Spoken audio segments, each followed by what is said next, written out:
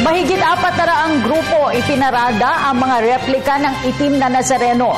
Daloy ng trapiko sa ruta ng prosesyon, bumigat. Ang detalye sa ulat ni Ria Fernandez.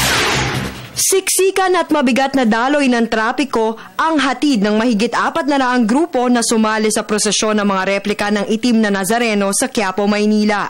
Kaya naman ang 2 taong grupong namasanta o nagkaisang mamamasa ng Santa Barbara Gulod mula sa Novaliches, Quezon City, 1:30 a.m. pa lamang ay nasa Plaza Miranda na. Mas maganda na rin yung ikangang maaga at maagang makukuha yung yung hinihiling mo kasi mahuli ka.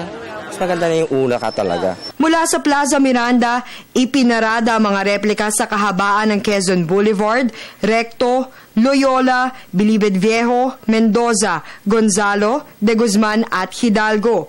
Dahil dito, hindi naiwasang magsikip ang kalsada at maantala ang biyahe ng mga biyahero papunta at palabas ng Maynila. Ayon kay Police Senior Inspector Romel Anicete, Commander ng Plaza Miranda Station, posibleng magtagal ang prosesyon hanggang alas 7 ng gabi o higit pa. With regards to traffic, yung pagsarad ng traffic natin to southbound ng Quezon Boulevard, ang mag-a-advise nito is Traffic Bureau natin.